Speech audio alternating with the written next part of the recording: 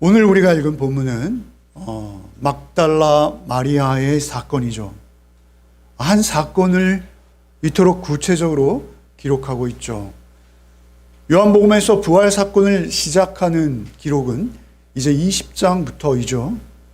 20장부터 그 중요한 요한복음 전체, 아니 어떤 복음서든 성경 전체의 결론이라 할 수 있는 그 부활의 사건을 기록하기 시작합니다. 그런데 그 주인공은 놀랍게도 막달라 마리아라는 한 작고 연약한 여인으로부터 시작되는 것이죠. 여러분, 우리가 기독교 하면 성탄절을 이렇게 떠올리고요. 우리가 연말 연시면 성탄절 분위기에 젖어 한 해를 마감하고는 합니다. 그러나 사실 우리 기독교의 절기는 성탄절이 아닙니다. 우리 기독교의 절기는 오직 예수 다시 사심으로 우리가 기독교인이 되는 것입니다. 그 예수 다시 사신 부활절은 사실 우리가 성대히 지내지는 못하지만 사실 그 부활하신 주님은 1년 내내, 아니 우리가 이 땅에서 마지막 날을 살아내는 그 순간까지 부활하신 주님만이 우리의 주인이 되십니다. 기독교는 오직 부활의 종교요, 부활을 제외하고는 말할 수 없는 것이죠. 그래서 요한 사도께서는 이 부활의 현장을 기록하는 것입니다. 있는 그대로 기록하는 것이죠. 더하거나 덜하거나 과장하거나 보태거나 빼지 않고 그저 있었던 사실, 그 현장의 역사의 기록을 여기에 남겨두신 것입니다. 실제하는 사건이라는 것이죠. 우리는 부활절을 묵상할 때마다 또는 부활절을 논할 때마다 현대신학이 추구하는 방향은요, 부활의 필연성, 부활의 타당성, 이런 것들입니다. 죄가 없으신 분이시기에, 정의로우신 분이시기에 그분은 질 수 없었고 패배할 수 없었고 맞는 말씀입니다. 그러나 오늘날 우리에게 요한 사도께서 일러주시고자 하시는 것은 부활의 현실성입니다. 부활의 역사성입니다. 이것은 역사 속에 있었던 사건입니다. 역사 속에 있었던 신비한 일회적인, 오직 단회적인, 그 이전에도 없었고 그 이후에도 도저히 있을 수 없는 그 한 사건을 여기에 기록하고 있다라는 사실입니다. 부활절 맞이해서 올해의 부활절 특별히 우리에게 요한복음을 주시는데, 이 요한복음의 말씀을 통해서 우리가 얻었으면 하는 것은 무엇입니까? 그것은 요한의 심정대로 이 부활의 현장으로 우리가 가기를 원하는 것이죠. 부활의 현장, 그 막달라 마리아라는 소외되고 오히려 많은 오해와 누명 속에 있었던 한 작은 여인, 그 여인이 경험했던 그 부활의 사건, 그 현장으로 우리를 초대하시는 것입니다. 여러분, 1절에서 10절은 우리가 읽지 않았습니다만 사실 1절부터 오늘 본문이 끝나는 18절까지 한 사건입니다. 막달라 마리아의 사건이죠. 10절입니다. 한번 읽겠습니다. 이에 두 제자가 자기 집으로 돌아가니라. 너무나 뜻밖의 모습입니다. 여기서 두 제자는 누구이죠? 베드로와 요한입니다. 여러분, 우리가 잘 알고 있듯이 마태, 마가, 누가, 요한 모두 다 부활의 첫 증인을 여성들로 소개하고 있죠. 여성들입니다. 사복음서가 공이 그렇습니다. 그 부활의 아침 예수님의 무덤을 찾았던 여인들은요, 이 막달라 마리아와 그리고 야고보의 어머니 마리아 그리고 살로메, 이 세 명의 여인이었다라고 누가복음이 전하죠. 마태복음은 막달라 마리아와 다른 여인 이렇게 소개하고요. 마가복음에서 이 세 여인을 말하고요. 누가복음에서 그저 여자들 이렇게 표현합니다. 죄송합니다. 누가복음은 여자들, 마가복음이 막달라 마리아를 매일 먼저 언급하죠. 그리고 야고보의 어머니 마리아를 언급하고 살로메를 언급하고 있습니다. 그 세 여인들이 무덤을 찾았습니다. 그리고 부활하셨다는 소식을 듣게 되죠. 그리고 사도들에게 가서 부활의 소식을 전하지만 사도들은 믿지 않습니다. 어쨌든 요한복음은 그 상황을 더욱 자세하게 기록하죠. 막달라 마리아와 그 세 여인은 사도들에게 가서 예수님의 부활의 소식을 전하죠. 그러자 요한과 베드로가 그 무덤을 확인하려 달려옵니다. 여러분, 11제자들이 모여있을 터인데요. 그 가운데 요한과 베드로의 용기가 가상한 거죠. 로마의 군병들이 지키고 있는 그 살벌한 역사의 중심의 현장이죠. 그 현장으로 요한이 먼저 달려오죠. 요한이 예수님의 제자들 가운데 가장 연소했다고 합니다. 가장 어려 앳돼 보였다고 하죠. 그래서 십자가 밑에 여인들이 있을 때 요한은 아무 의심받지 않고 그들 가운데 있었다라고 여겨집니다. 왜 그렇습니까? 그 혁명의 유대의 왕을 자칭하던 그가 십자가에 죽는 그 순간에 베드로와 같이 건장한 사람들이 옆에 있는 것은 위험한 일이죠. 여인들과 요한 정도는 그저 안중에 없을 수 있다라는 것이죠. 십자가 밑에 있었던 그 요한 역시 젊어서 말이죠. 베드로도 역시 연소했을 것입니다. 요즘 나이로 하면 연소하죠. 그가 먼저 결혼을 했다는 것 외에는, 그럼에도 불구하고 요한에 비하면 많은 나이였을 것이다라고 여겨집니다. 학자들 간에. 가장 어렸을 요한, 그가 역시 달리기는 빨랐다. 뭐 이런 우리 잘 알고 익히 들었던, 그죠? 그래서 요한이 먼저 도착했으나 베드로가 용기를 내어서 늦게 도착했음에도 그 안으로 들어가고 말이죠. 그런데 그때 또 도착한 여인이 하나 있었던 것이죠. 다른 여인들은 그렇게 예수 부활의 소식을 사도들에게 전하고 다시 현장에 나타나지 않았습니다. 그런데 다름질이 제일 느렸을 것이죠. 막달라 마리아는 여인이죠. 요한이 달려가고 베드로가 달려가고, 그리고 그 뒤를 이어서 놀랍게도 막달라 마리아도 달려온 것이죠. 다시 나타난 것입니다. 막달라 마리아는 특별했던 것이죠. 여러분, 막달라 마리아라는 이름이 공관복음서에 14번 등장합니다. 다른 여인들과 함께 등장하죠. 그런데 항상 그 여인들의 맨 앞에 막달라 마리아라는 이름이 등장합니다. 뒤처지지 않습니다. 결국 그 여인 뭘 말하는 거죠?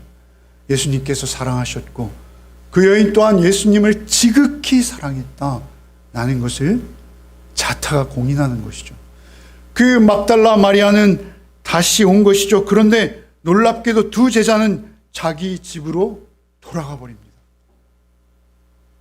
어떻게 돌아갈 수 있는지요? 예수께서는 그들을 버리지 않으시죠. 그들을 형제여라고 부르시고 다시 찾아오실 것입니다. 그러나 어찌되었든 그들은 집으로 갔다라고 말하죠. 여기서 집은 그들의 갈릴리 바닷가에 있는 어촌이 아니라 예루살렘에 있는 임시 숙소였을 것이라고 여겨지죠. 그 둘은 요한과 베드로는 집으로 가버렸어요. 그리고 11절 오늘 본문을 읽겠습니다. 마리아는 무덤 밖에 서서 울고 있더니 울면서 구부려 무덤 안을 들여다보니 막달라 마리아, 그녀는 서 있었습니다. 특별히 원어로 보면 무엇을 향하여, 무덤을 향하여 서 있었습니다. 그리고 울고 있었습니다. 여기서 운다라는 표현은 울고 있더니 울면서 구부려 무덤 안을 들여다본다. 이렇게 운다라는 표현이 두 번이나 등장하고 있죠. 여기서 운다라는 것은 그냥 소리 죽여서 예수 그리스도의 십자가의 죽으심도 너무나 억울하고 안타까울 뿐만 아니라 그 죽음, 그 시신마저 없어졌으니 그 시신을 장사하고 그나마 위로를 얻고자 했으나 그 시신마저 없는 것을 확인한 순간 소리 없이 흐느끼는 그런 흐느낌이 아닙니다. 여기 헬라어의 울다라는 단어는 통곡한다는 것입니다. 대성통곡한다는 것입니다.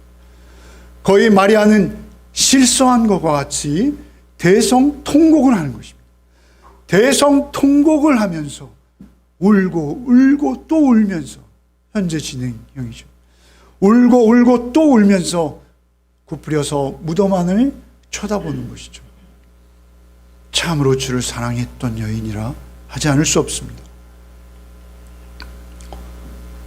그렇게 그 자리를 떠나지 못하고 무덤 쪽을 하염없이 바라보며 울고 울던 그녀가 무덤 안을 들여다 본 것이죠. 향품을 바르며 주님의 장례를 이제 마무리하고자 그 새벽 미명에, 아직 날도 밝지 않은 그 시간에 그녀가 거기서 울며 그 안을 들여다보는 것이죠. 12절 13절을 읽겠습니다. 흰 옷 입은 두 천사가 예수의 시체였던 곳에 하나는 머리편에 하나는 발편에 앉았더라. 천사들이 이르되 여자여 어찌하여 우느냐. 이르되 사람들이 내 주님을 옮겨다가 어디에 두었는지 내가 알지 못함이니이다. 천사가 있었습니다. 천사는 영적 존재죠. 마치 하나님의 두 언약궤 좌우편에 있던 두 그룹과 같이 천사가 머리맡에 발밑에 그렇게 나타난, 이 천사는 영적 존재입니다. 특별하죠. 특별합니다. 그런데 그 천사가 천사라는 것도 막달라 마리아는 관심이 없습니다. 막달라 마리아는 한 소리를 듣게 되는 것이죠. 여자여 어찌하여 우느냐. 사실 천사들이 물어본 이 말씀의 물음의 진의는 이것입니다. 너는 예수께서 부활한다는 말씀을 한 것을 기억하지 못하느냐? 그는 약속대로 부활하셨다. 어찌하여 그리 슬피 우느냐? 라는 이런 의미가 있는 것입니다. 그러나 마리아는 그 음성의 의미를 생각할 여유가 없습니다. 막달라 마리아는 오직 사람들이 내 주님을 옮겨다 어디 두었는지 내가 알지 못해 옵니다 라고 하고 있는 것이죠. 주의 몸이라도 그 시신이라도 반드시 찾고 싶은 그의 열망을 우리가 느낄 수 있습니다. 그녀는 부활은 꿈에도 생각지 못하고 있죠. 여러분 14절 15절을 읽겠습니다. 이 말을 하고 뒤로 돌이켜 예수께서 서 계신 것을 보았으나 예수이신 줄 알지 못하더라. 예수께서 이르시되 여자여 어찌하여 울며 누구를 찾느냐 하시니 마리아는 그가 동산직인 줄 알고 이르되 주여 당신이 옮겼거든 어디 두었는지 내게 이루소서. 그리하면 내가 가져가리이다. 막달라 마리아는 주님을 가까이서 뵌 주님의 제자 중에 제자입니다. 주님을 따라다니면서 자기의 전 재산, 자기의 소유로 주님을 섬겼다 이렇게 표현하거든요. 막달라라는 곳은 상당히 부유한 동네였다고 여겨집니다. 천의 가공과 염색을 하는 도시였고 또 생선을 염장하고 매매하는 아주 부유한 도시였다라고 여겨집니다. 막달라 마리아라 할 때 막달라는 지명입니다. 막달라 출신의 마리아. 그런데 그 막달라 마리아, 그녀는 예수께서 오신 것을 의식하지 못해요. 그토록 가까이서 주님을 배웠습니다만 왜 그녀가 뒤를 돌아보았을까요? 여러 가지 주장과 학설들이 있습니다. 정말 기이한 주장들이 많습니다. 그러나 그냥 주님의 인기척을 느낀 것이, 사람의 인기척을 느낀 것입니다. 주님이 부활하신 몸은 놀랍게도 인기척을 느낄 만한 살아있는 육신으로 부활하신 것이죠. 몸으로 부활하신 것입니다. 주께서 현장에 찾아오셨고 주님이 뒤에 서 계시자 기척을 느낀 것입니다. 그래서 뒤돌아봤습니다만 주님이신 줄은 알아보지 못하는 거예요. 그래서 여자여 어째 울며 누구를 찾느냐라고 다시 물어본 것이죠. 그때도 역시 그녀는 주님을 동산지기 정도로 여깁니다. 그리고 천사에게 물었던 동일한 질문을 하는 것이죠. 당신 혹시 그 시신 어디에 뒀는지 알면 나에게 좀 일러주세요. 내가 그 시신 장사 지내기를 원합니다.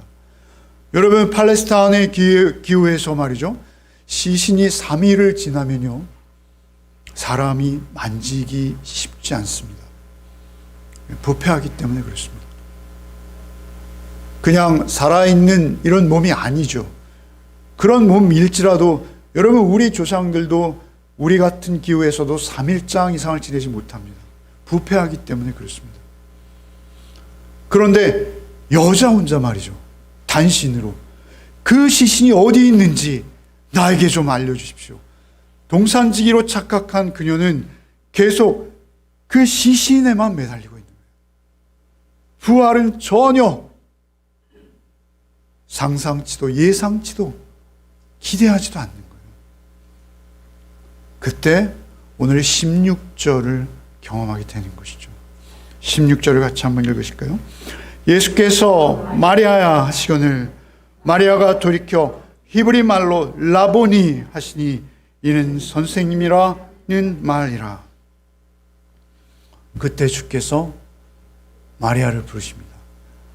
마리아야, 마리아야. 그러자 마리아는 라보니, 이걸 랍비라는 말의 히브리어입니다. 선생님을 최대한 극존칭한 주여라는 말보다 사실은 주석가들은 더 존경스러움을 강조하는 단어라고 합니다. 라보니. 여러분, 그렇게 화답하는 마리아의 음성을 기록하고 있습니다. 마리아여, 마리아여. 그녀는 즉시 안 것이죠. 그런 음성과 그런 음색과 그런 발음으로, 그런 억양으로 자신을 불러줄 수 있는 분은 한 분밖에 없는 것이죠. 그녀는 그 마리아여라는 음성을 듣는 순간 그분이 누구신지 즉시 몸으로 알 수 있었던 것이죠. 마리아여라는 그 한 마디의 부르심, 내 이름을 불러주시는 그 부름 앞에 마리아는 전혀 새로운 인생으로 깨어나는 것입니다. 마리아는 이제 빛을 보는 것이죠. 전혀 새 생명이 되는 것입니다. 주님의 말씀들이 하나하나 기억났을 것이요. 그것은 극히 짧은 시간이요. 찰나죠. 찰나. 눈 깜짝할 사이도 되지 않는 짧은 순간일 수 있으나 마리아의 뇌리에는 예수님을 처음 만나서 그리고 다시 사신 그 놀랍고 신비한 그 자리에 자기가 있게 되기까지 모든 순간이 스쳐갔을지 모르겠습니다. 마리아요, 마리아요, 마리아요, 마리아야. 그 자신의 7 귀신 들렸던 그 불쌍한 처지에서 그 귀신을 쫓아주시고 뿐만 아니라 자기에게 전혀 새로운 세계를 열어 가르쳐 보여주셨던 선생님, 그의 음성을 들은 것이죠.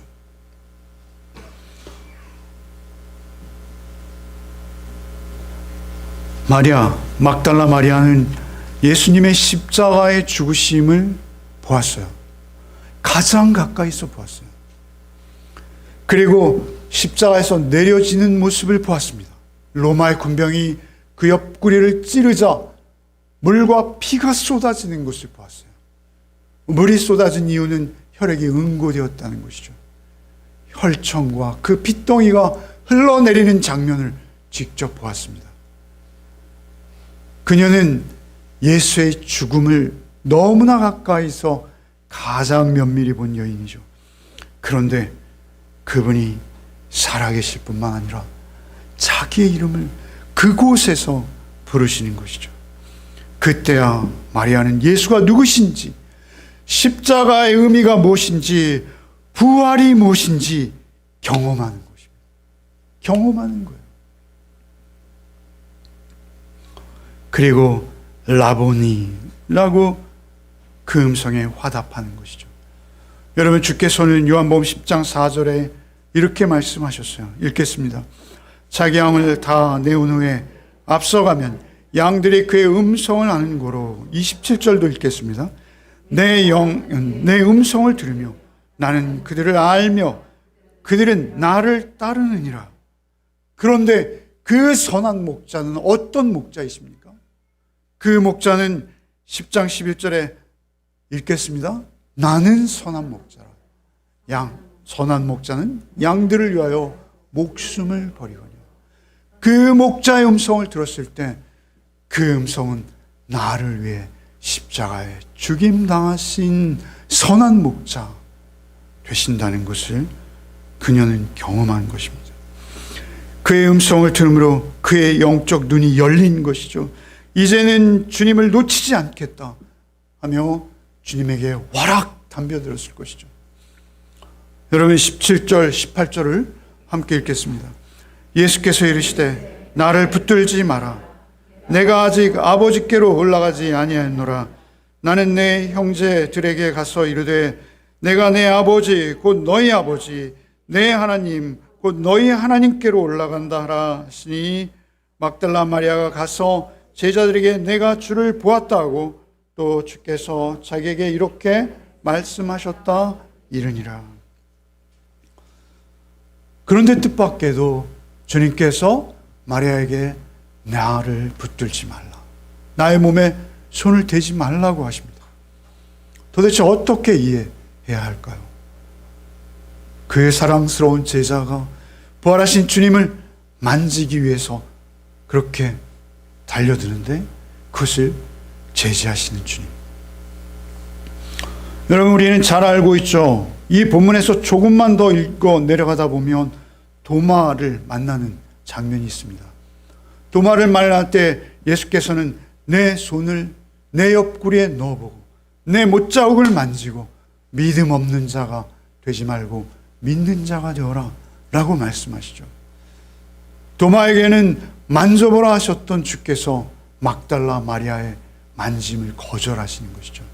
이것을 어떻게 이해할까요? 많은 주석들이 많은 여기에 관련된 설명들을 내놓고 있습니다. 한 6, 7가지 되는데요. 너무 엉뚱한 해석들도 있습니다. 그러나 그 가운데 제가 읽기에 가장 합당하다라고 여겼던 이유는 이것입니다.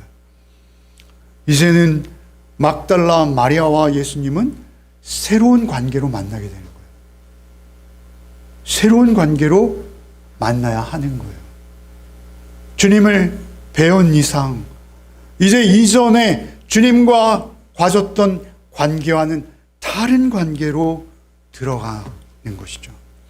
예수께서는 지금 이 20장이 있기 전에 14장부터 15장, 16장 계속 반복해서 말씀하신 것이 무엇입니까? 내가 아버지께로 가노라. 그리고 너에게 다시 온다 라고 말씀하신 것이죠. 다시 오시는 것은 보혜사로 오실 것을 말씀하셨습니다. 성령으로 오실 것을 말씀하셨습니다. 그래서 이제는 네가 나와 만지고 붙들고 직접 눈으로 보는 관계가 아니라 이제는 영으로 네가 내 안에 내가 네 안에 거하는 더욱 온전한 하나됨의 관계로 오늘 우리가 성찬을 나눕니다만 이제는 십자가와 그 피 묻은 십자가와 부활의 관계로 영으로 하나 되어지는 것이죠. 여러분, 도마에게도 이렇게 말씀하시죠. 너는 나를 본고로 믿느냐? 보지 못하고 믿는 자가 복되도다. 이렇게 말씀하세요. 여러분, 사실 여러분 보고 믿는 것이 쉬웠을까요? 보지 못하고 믿는 것이 쉬울까요? 저는 보고 믿는 것이 더 어렵다라고 여깁니다. 훨씬 어렵습니다. 여러분, 예수께서 오셨을 때 예수를 배웠고 믿은 자들이 몇인지 우리는 알지 않습니까? 특별한 은혜로 예수께서 부르시지 않았으면 많은 군중들은 그저 무리로 모였다, 무리로 흩어지는 정도였을 것이죠. 우리도 그들 중에 있었을 수밖에 없을 것입니다. 그러나 여러분, 우리가 십자가의 말씀이 육신이 되신 예수 그리스도를 성령의 도우심으로 말씀으로 경험하고 내 죄를 대속하신 예수를 살아계신 하나님의 아들로 믿고 고백함으로 주께서 성령으로 나에게 찾아오시는 경험은 오히려 뵙고 믿는 것보다 훨씬 더 복될 뿐만 아니라 더 쉽지 않을까요? 더 쉽지 않을까요? 그래서 예수께서는 오히려 보지 못하고 믿는 자가 복되도다, 이 말씀은 오히려 더 쉬울 수 있다는 것입니다. 역사 속의 예수 그리스도의 기록을 통해서 만나는 예수, 성령의 도우심으로 그 말씀 앞에서 거듭나는 경험, 그것이 예수의 역사 현장에 있는 것보다 훨씬 쉬웠을 것 같습니다. 오늘 이 말씀을 나누면서 여러분, 저는 막달라 마리아에게 좀 더 주목해 보기를 원합니다. 왜 예수께서는 막달라 마리아에게 나타나셨을까요? 왜 예수께서는 막달라 마리아를 부활의 첫 증인으로 택하셨을까요? 여러분, 설교를 시작하며 서두에 우리가 그 역사의 현장을 묵상하는 것이 제일 중요하다라고 말씀드렸고, 한 절 한 절 읽으며 우리가 그 역사의 현장으로 가보기 위해 주석을 풀이하였습니다. 그러나 사실 우리에게 더 중요한 것은 무엇입니까? 예수님의 의지와 뜻도 우리가 알 필요가 있습니다. 막달라 마리아를 첫 증인으로 세운 이유는 무엇일까요? 그녀는 교회사 속에서 많은 누명을 썼습니다. 오명도 얻었습니다. 그것을 다 설명드릴 수는 없습니다. 그럼에도 불구하고 그녀가 그 오명을 썼던 안 썼던, 오해를 받았던 안 받았던, 교황들의 질투를 받았던 받지 않았던, 그러한 것이 중요한 것이 아니라, 여러분, 그녀는 약한 여인이었습니다. 여러분, 유대에서 여인으로 산다는 것은 참으로 억울하고 분통 터지는 일입니다. 여러분, 여인은 첫째, 법정에서 증인으로 인정하지 않았습니다. 여러분, 법정에서 증인으로 인정하지 않는다는 것이 얼마나 억울한지 아십니까? 내가 살인사건을 보았는데도 그 범인을 지목해도 신뢰하지 않는 거예요. 사람으로 보지 않는 것입니다. 여러분, 내가 분명히 흰 것은 희고 검은 것은 검은 것을 보았는데도 아무리 이야기해도 그것을 아무도 믿어주지 않는 거예요. 여러분, 이 여성의 인권은 우리의 조상들도 동일했습니다. 여러분, 우리 조선시대에는 칠거지약이라는 게 있었습니다. 그래서 혼인한 여자가 시부모를 무시하거나 시부모에게 원망을 듣거나 7가지 악한 일이 발견되면 법적으로 그녀를 친정으로 돌려보내도 항의할 수 없는 거예요. 여러분, 유대도 말이죠, 이혼 증서만 써주면 돼요. 유대인들도 당시 여인들이 동일한 대접을 받았어요. 여러분, 칠거지약 아십니까? 시부모에게도 여러분 그럴 뿐만 아니라 아들을 못 낳아도 악입니다. 7가지 죄악 중에는요, 말이 많아도 악입니다. 악한 여인들 많으신데요, 말이 많아도 악하다는 거예요. 심지어는 불치병, 나병이라든지 불치 피부병이 있어도 악하다는 거예요. 칠거지약이 조선시대에 있었던 그러한 그 목록들인데요, 아들을 못 낳아도 쫓겨가고요. 참으로 기가 막힌, 여러분, 불치병을 악이라고 보는 것은 너무 잔인하지 않습니까? 너무 비인권적이지 않습니까? 비인격적인 게 아니죠. 비인권적인 거예요, 거의. 그런데 유대인 여성들도 동일했습니다. 자녀를 낳지 못하면 하나님의 저주라고 여겼습니다. 뿐만 아니라 유대 여성들은 절대 글을 배울 수 없었습니다. 토라를 배울 수 없었어요. 토라를 가르칠 수도 없었습니다. 회당에서 예배 드릴 때도 칸막이를 치고 구석자리에 오면 참석하고, 성전에 모일 때도 뜰을 구별해서 가장 멀리 바깥들에서 그 남성들만 들어갈 수 있는 담장을 넘으면 돌에 맞았습니다. 여러분, 그런 시대에 예수께서 여인을 택하시는 것이죠. 놀라운 것이죠. 여러분, 특별히 기독교, 특별히 예수께서 오셔서 기독교 안에서, 여러분, 오늘날 여권이 있고 사실 여권이 신장되어진 거 아닌가 저는 여깁니다. 예수께서는 수가성 여인에게 먼저 다가가서 대화를 시작하시죠. 유대인 남자가 여성에게 대화를 먼저 시작한다? 상상할 수 없는 일입니다. 가늠하다 현장에 붙들린 여인에게 말을 거시죠. 그녀를 구하십니다. 여러분, 예수님의 말씀을 경청하는 예수님의 발 앞에 온 마르다를, 여러분, 마리아를 마르다보다 칭찬하시죠. 마리아를 칭찬하세요. 말씀을 듣는 마리아. 여러분, 혈루증 여인, 나인성 과부, 수로버리게 귀신 들린 자녀를 두었던 여인, 그 여인들 2렙돈밖에 없어 그 2렙돈을 드렸던 과부. 여러분, 바울 사도는 어떻습니까? 바울 사도는 브리스길라, 베베 또는 루디아, 이러한 분들을 자신의 동역자, 하나님의 일꾼, 그렇게 부르고 있다라는 사실이죠. 여러분, 그 약하고 볼품없는 막달라 마리아, 그러나 예수께서 가장 사랑하신 것이죠. 여러분, 누가복음 8장 2절로 3절 한번 읽어보십시다. 읽어보겠습니다.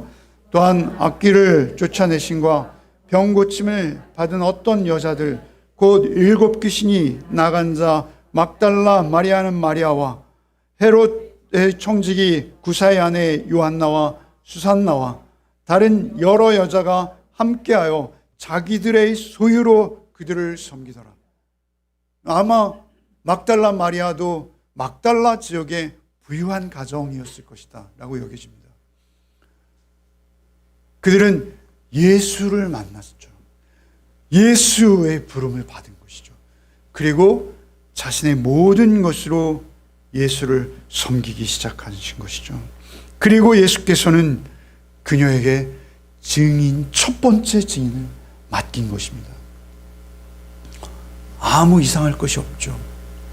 남자와 여성은 차이가 없습니다. 성경에서 남자와 여성은 차이가 없죠. 그럼에도 불구하고 사도들이 다 남성으로 채워지는 것을 봅니다. 여러분, 그러나 막달라 마리아에게 우리가 관심을 가지고 조금 더 보면요, 막달라 마리아의 별명이 있습니다. 사도 중에 사도입니다. 왜 그렇습니까? 예수께서 그녀를 택하시고 사도들에게 부활의 증인이 되게 하셨어요. 사도들은 그나마 믿지 않았지만 사도들에게 부활을 전한 것이죠. 한 주석가의 글에는 여러분 12세기, 14세기경에 그 캐톨릭의 그 성당을 건축할 때 스테인드 글라스에 보면 이 막달라 마리아가 부활의 증인으로 많은 사람들을 모아놓고 사도의 사역을 감당하는 그림들이 많이 있다고 합니다. 그녀는 오해와 무지와 여러분 질투로, 심지어는 몸을 파는 여인으로도 비유되었습니다만, 그녀는 또한 사도 중에 사도로 칭송받고 있다라는 것입니다. 여러분, 그것이 어떤 것이 진실이든 예수께서는 그것으로 그들을 차별하지 않으셨다라는 것입니다. 오히려 가장 약하고 낮아진 곳, 그곳에 주님이 찾아오십니다. 부활의 증인은 엄청난 자가 아니라 특별히 부활의 증인은 무엇입니까? 그것이 기독교의 전도자입니다. 여러분, 우리가 예수를 전한다라는 것은 무엇입니까? 그것은 구원을 전한다라는 것입니다. 우리에게 예수 믿어봐, 온갖 귀신이 떠나가고 병이 치유되어지고 너의 영혼이 회복되어지고 이런 게 아닙니다. 예수 다시 사셨습니다. 예수가 우리의 첫 열매이십니다. 예수 따라 우리도 구원 받았습니다. 이거 전하는 게 기독교입니다. 그런데 그 부활의 첫 증인을 막달라 마리아라는 여인을 예수께서 세우신 것이죠. 그에게 생명 전하는 직분을 맡겨주신 것입니다. 우리의 삶의 전부입니다. 여러분, 우리가 인식하는 우리의 삶의 가장 중요한 것은 무엇입니까? 예수 쫓는 삶이죠. 여러분, 참으로 사랑할 수 있는 자가 누구입니까? 여러분, 이 땅에서 여러분, 우리가 사랑이 가장 귀한 거 알죠. 그러나 안 되는 거요. 참으로 사랑할 수 있는 자 누구입니까? 이 땅에서의 삶만이 전부가 아닌 것을 아는 자입니다. 여러분, 이 땅에서 진정 사랑할 수 있는, 하나님께서 나를 사랑하신 사랑으로 누군가를 사랑할 수 있다면 그는 구원받은 자입니다. 그런 자가 될 수 있는 조건은 하나입니다. 부활의 증인입니다. 이 땅이 전부가 아닌 것을 아는 자만 사랑할 수 있습니다. 여러분, 절대의의 삶을 누가 살 수 있습니까? 여러분, 이토록 불의와 부정이 판치는 세상에서 아니다, 그것은 불의하다, 이것이 정의다 라고 외칠 수 있는 자 누구입니까? 여러분, 이 땅의 세속의 욕심에 붙들린 자 결코 온전한 의의 삶을 살 수 없습니다. 누릴 수 없습니다. 오직 온전한 의의 삶은 이 땅의 삶이 전부가 아니오 주께서 예비하신 주의 나라가 있음을 보고 만지고 확증한 자입니다. 그러한 자는 어떻게 세워집니까? 어떻게 가능합니까? 주의 음성을 들어야 합니다. 주를 만나야 합니다. 선한 목자 되신 주께서 여러분의 음성을 불러주셔야 하고, 여러분의 그 음성을 듣고 주님과 내밀한 개인적인 친분과 교제가 이루어질 때만 그 나라를 확신하고 그 나라를 바라보고 그 나라를 여기서도 살아낼 수 있게 되는 것이죠. 그에 비하면 우리의 삶은 너무나 미약합니다. 우리의 삶은 너무나 약합니다. 항상 치우칩니다. 항상 잘못되어질 수 있죠. 우리의 부활신앙이 약한 것입니다. 우리의 부활신앙이 흔들릴 수 있다는 것이요, 흔들린다라는 것입니다. 도대체 7 귀신 들린 자가 누구입니까? 여러분, 7 귀신 들린 자는 바로 우리입니다. 아니, 나입니다. 세상의 여러 가지 물질 풍조와 세상의 여러 가지 이념과 세상의 여러 가지 쾌락과 세상의 여러 가지 흥미로 더 씌워지는 인생. 여러분, 7 귀신 들린 자는 바로 나입니다. 그런 내가 주님의 음성을 들을 때만 여러분, 우리가 부활의 삶을 살 수 있다라는 것입니다. 요한복음 14장에 나를 사랑하는 자는 내 아버지께 사랑받을 것이요 나도 그를 사랑하여 그에게 나를 나타내리라, 이렇게 말씀하시죠. 말씀이 육신이 오신 예수, 그 예수와 교제하며 그 예수와 관계를 쌓아가기 위해서는 우리에게 가장 중요한 것은 주님을 찾아야죠. 주님을 사모해야죠. 여러분, 마리아야 라고 주께서 마리아를 찾아오셨듯이 주께서 찾아온 사람들이 성경에 많이 등장합니다. 여러분, 그 중에 가장 대표적인 인물이 있죠. 사울입니다. 사울아, 사울아. 주님께서 바울을 찾아오셔서 바울의 옛 이름을 부르십니다. 바울은 여러분, 자기가 몰라서 한 거예요. 바울은 하나님을 향한 최고의 사랑이, 그가 살고 있는 현재적 그 삶이 하나님을 향한 최고의 사랑 고백이라고 여기며 힘껏 살아온 것이죠. 방향이 틀린 것입니다. 그러나 바울의 진정한 마음과 진심을 아시는 주께서 바울을 돌리시는 것이죠. 그 방향을 돌리시는 것이죠. 사울아, 사울아. 그 음성을 들을 때 사울이 바울 되는 것이죠. 여러분, 나사로는 다시 죽었습니다만, 여러분, 나사로를 구원하시는 주께서 죽어서 사흘이 지난 썩은 내가 나는 그를 찾아오셔서 나사로야, 나사로야 부르십니다. 여러분, 우리도 주의 음성을 들어야 합니다.